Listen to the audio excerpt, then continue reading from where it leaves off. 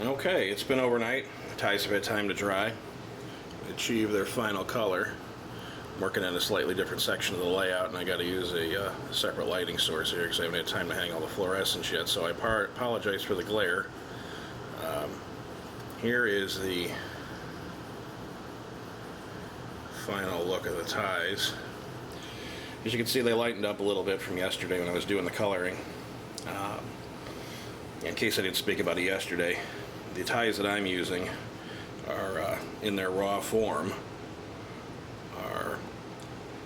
look like this here. They're from Kepler. I got them in 750 count bags for about $24. You could either go this route, buy these. These are excellent. Like I said, very, very soft wood. They're sugar pine, so you can sand them down to take care of any irregularities you might have in the surface of your layout. Or if you have the time and the material, you definitely can cut your own down. Lots of folks do that. It's just a question of, for me, what I wanted to devote the time to and what I was willing to spend my efforts on. And Kepler offers an excellent product, so I was quite happy going with them and their product instead of cutting my own. What I'm going to be doing today is I'm going to be putting down a stain in the center of the ties here, and that's just to kind of simulate some of the dirt and grime that drips off, the engines and rolling stock as they pass down the tracks. Sometimes, in certain spots I might do the edges of the ties in addition to the center. I'm going to be mostly modeling the steam era, and Lord knows the freight cars back then had journal boxes that leaked constantly. So you'd have that drippings and in the dirt and so forth collecting on the edges of the ties too. Before I begin, the one thing that I, again, would say, and I can't state it enough, do what suits you, what suits your layout, the era you're modeling, your personal tastes, and believe me, and I can't say it enough, there is no right or wrong way to doing this. You can do probably endless numbers of combinations to achieve the final look you're after with these railroad ties.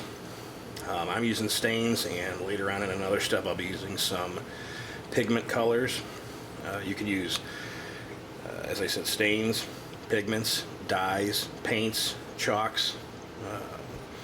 Just a matter of maybe what you have on hand, what you're comfortable working with, and what gives you that final look that you're after. I'm going to be using this Minwax stain here. Again, I apologize for the glare, but this is a ebony colored stain by Minwax. It's basically black. I'm going to be using that today, along with what I like to use is this thin artist brush. Very cheap. I think I got it at Hobby Lobby or something like that. Minimal, but does the job. Gives me good control over what I need to do. And let's go ahead and get started, and I'll show you what my steps look like, my process. I like to load the brush up, get a good amount of stain on there. Then I like to just come down to the center areas here and drag it along kind of quickly. Spread that stain out because it will leach throughout the part of the tie here in the center areas. And you can really spread it out.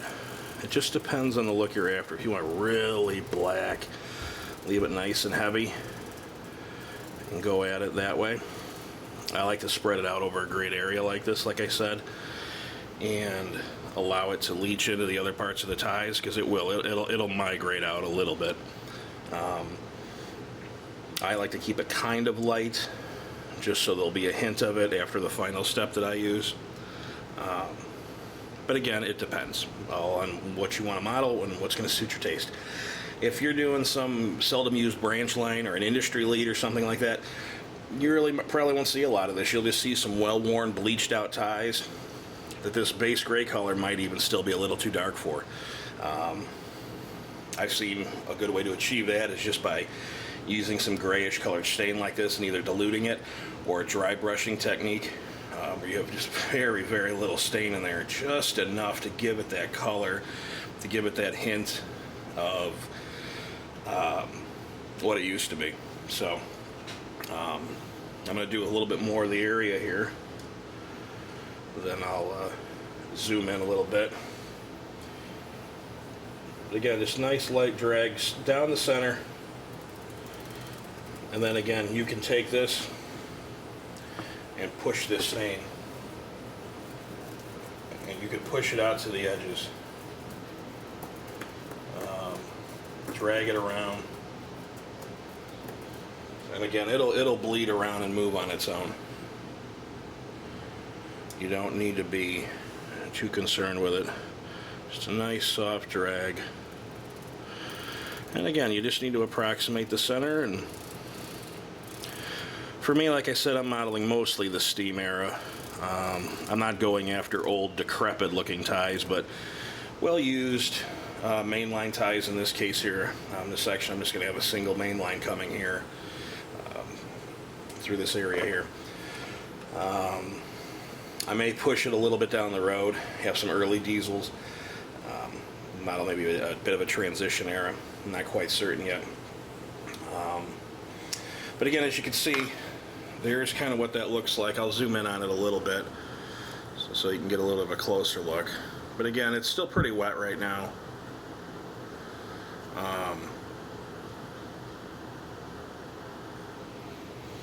And it's going to need time to leach out and spread out and dry. Again, I'm using a bit of a shop light right now, so it's casting a lot of white light onto the ties there, so I think it's going to end up looking a little bit lighter on the video than what it actually is in person. But that's kind of the general look I'm going for there. I'm not worried about anything in between the ties, because when I ballast up and the ballast itself gets dirtied and colored to match what I'm doing with the ties here, you're not going to see that. So let's go ahead and zoom back out here. I'm just doing this one little section right now for you to see. But again, as I said earlier, I can't emphasize it or repeat it enough. Do what you like. Find a technique you're comfortable with, that you're happy with. There is no one correct way here. And again, maybe you're using a ready-to-run track from Atlas or Micro Engineering that has injection molded plastic ties that already come in a dark chocolatey brown color. I've seen that track used on many occasions and weathered just beautifully with various paints and chalks and so forth. And when it's all done and ballasted, I'll tell you, in a lot of cases, you'd be hard-pressed to know that it's a ready-to-run product as opposed to a hand-laid product. They are both, again, by Atlas and Micro Engineering, they're both just fantastic products. But in this case, the hand-laying here, I like the idea of being able to stain my own ties and have complete control over just the final product and what it was going to look like to suit me and my tastes in the era I'm modeling and what I'm after. But I guess in conclusion, in this step, what we're going to do is we'll let this dry overnight, and I'll come back at it tomorrow with the final step that I use, which is an interesting thing I stumbled upon using some acrylic, or not acrylic, pigments rather, by Woodland Scenics. And I took their product and actually just dripped in a little bit of that ebony stain I was using, mixed the two together, and it created the funkiest, muddy, brownish color that I was quite happy with. I put it on a small section of my ties initially on another area of the layout, and the color it gave me was great. I ended up with a very nice, matte, dull, dirty looking, grimy finish that, again, for my taste, I was very happy with. So I'm kind of anxious to show that to you, just so you can see what I'm doing and how I achieved it. And you'll see that in just a few minutes on the video here.